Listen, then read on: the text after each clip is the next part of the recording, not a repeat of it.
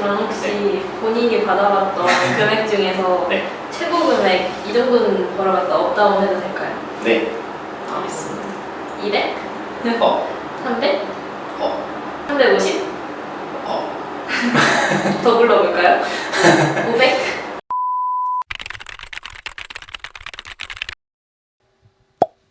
안녕하세요. 스미스 오기 변지우입니다. 오늘 인터뷰할 회사는 AI 기반의 축구 데이터 분석 플랫폼인 비프로11입니다. 이번 인터뷰는 비프로11의 프리랜서와 정규직의 차이에 대해서 물어볼 예정입니다. 그럼 오늘의 실무자분을 만나보겠습니다. 네, 이정근 분석가님을 모셨습니다. 그럼 자기 인터뷰 시작해보도록 하겠습니다. 자기소개 부탁드립니다. 네, 안녕하세요. 저는 비프로11에서 데이터 분석팀 분석 담당으로 일하고 있는 이정근 분석관이라고 합니다. 비프로11 내에서 맡고 계신 업무가 무엇인가요? 저는 우선 저희 비프로의 클라이언트 팀 경기 분석을 담당하고 있고, 그다음에 저희 프리랜서 분석관 분들의 업무적인 실무 향상을 서포트하는 역할을 담당하고 있습니다. 그럼 비프로와의 인연은 처음에 어떻게 시작되신 건가요? 제가 어렸을 때부터 축구를 되게 좋아했는데 축구를 전공을 하지 않다 보니까 어떻게 하면 축구 산업에서 이제 일을 할 수 있을까 되게 고민을 많이 했었어요. 근데 우연히 스포츠자 말리부에서 축구 분석 아카데미를 알게 되었고 딱 이거다라고 생각이 들어서 지원을 하게 됐죠. 그래서 열심히 한 3개월 정도 분석 공부를 해서 그 자격 시험에 응시를 하게 되었고 합격이 돼서 축구 분석관이 되었습니다. 축구나를 하셨구나. 네.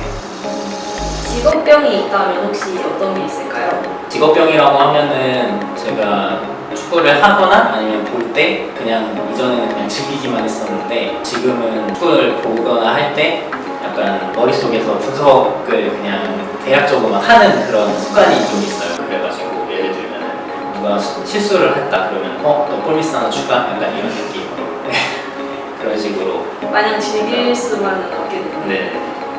이제부터 직무에 대해서 여쭤볼 예정인데요. 프리랜서 때 주요 업무가 무엇인가요? 프리랜서 때는 저희가 이제 일어나서 프로 내에 그 경기 시트가 있거든요. 그 시트를 쭉 확인을 해보고 오늘 어떤 경기들이 올라와 있는지 한번 쭉 확인을 해요. 그러면은 그 경기들 중에서 내가 이 경기를 하고 싶다라는 걸 대략적인 스케줄링을 하고 그 스케줄링을 바탕으로 분석 신청을 하게 되는데 그 분석 신청을 하면서 배정을 받게 되면은 그 배정받은 경기들로 이제 하루 업무가 짜여지게 되는 거죠. 축구 분석 아카데미 하셨다고 했는데 그 이후에 어떤 노력을 하셨나요? 제가 분석관 공부를 처음 시작했을 때가 코로나가 막 시작되는 시기여가지고 되게 공부하기가 조금 제한되는 게 좀 많았어요. 그래서 온라인으로 공부를 하는 것도 방법이었는데 이제 오프라인으로 나가서 직원분들과 여러 가지 궁금한 점들, 그다음에 피드백 받을 수 있는 것들을 최대한 받으려고 많이 노력을 했거든요. 그러다 보니까 저희 기수 내에서는 제가 제일 좀 빠르게 합격이 되지 않았나. 그러면 축구나 끝나고 대략 몇 개월 정도 더 준비를 하셨는지? 한 2개월, 3개월 정도. 네. 되게 빠른 거죠. 엄청 빠르다. 그러면 프리랜서란 직업은 어떤 분들에게 추천하시나요? 아무래도 분석 자체가 정확도를 요구하다 보는 거다 보니까 좀 꼼꼼한 성격을 가지고 계신 분들이나 90분 경기를 다 봐야 되는 그런 점들이 있기 때문에 좀 끈기가 있거나 좀 인내심이 좀 강하신 분들이 하시면 되게 좋은 것 같아요. 프리랜서에서 정규직은 어떤 식으로 전환이 되나요? 일단은 프리랜서일 때는 주니어 분석관과 시니어 분석관으로 이렇게 나뉘어져 있어요. 근데 주니어 분석관에서 시니어 분석관으로 이제 승급을 하게 되고 한 1년 정도 분석 업무를 하다 보면은 이제 정규직을 지원할 수 있게 된 자격이 주어지게 되거든요. 그러면은 이제 채용 공고가 나오게 되고 지원을 하게 되면은 면접을 통해서 정규직 분석관이 되는 수순으로 가게 됩니다. 정규직이 되겠다고 결심한 계기가 있을까요?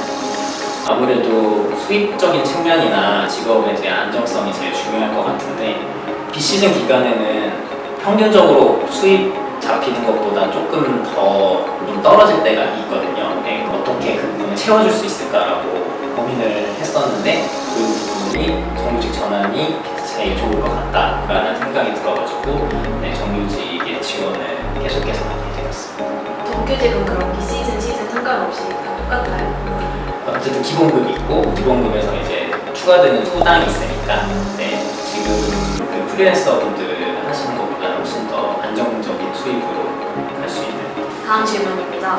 정규직 취업에 꿀팁이 있다면 무엇인가요? 아무래도 빅프로 내에서 어떤 업무적인 활동들을 좀 많이 해보시는 게 좋을 것 같아요. 예를 들면 촬영을 나간다든지 이런 거를 하게 되면은 경기를 진행하는 그런 프로세스들을 좀 다양하게 익힐 수 있기 때문에 그런 점들이 좋을 것 같고, 그다음에 분석 일을 하다가 이제 불편한 점이나 개선돼야 될 부분들을 좀 정리를 하다 보면은 이제 나중에 채용 공고가 나와서 지원을 하게 됐을 때 그 부분들을 어떤 식으로 개선을 해야 될지에 대한 그런 것들 얘기를 하게 되면은 그 부분에서 좀 플러스 점수가 되지 않나 싶습니다.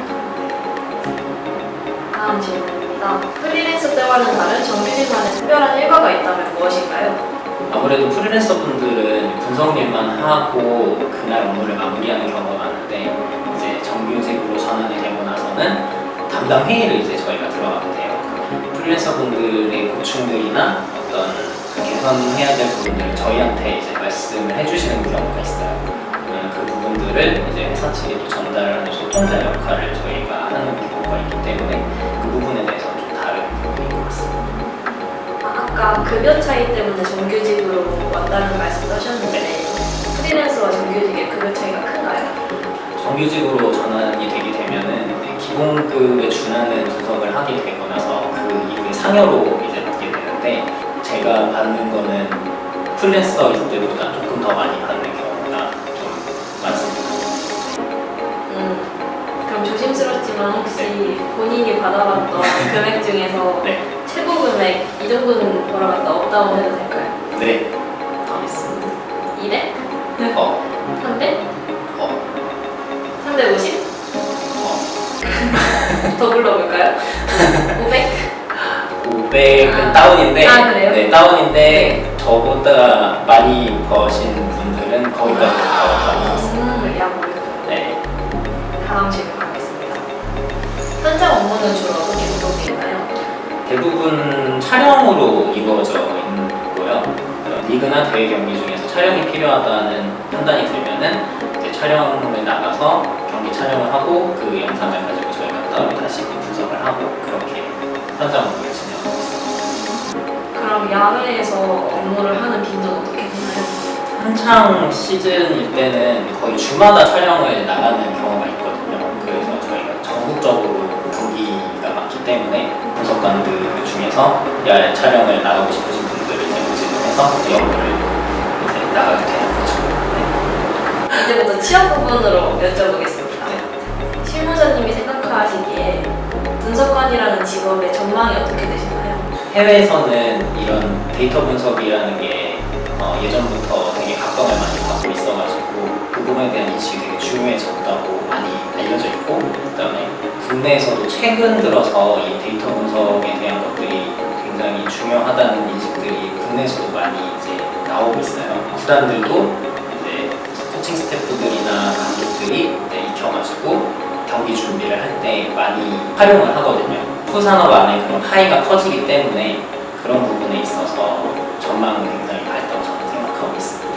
그럼 채용 주기는 어떻게 되나요?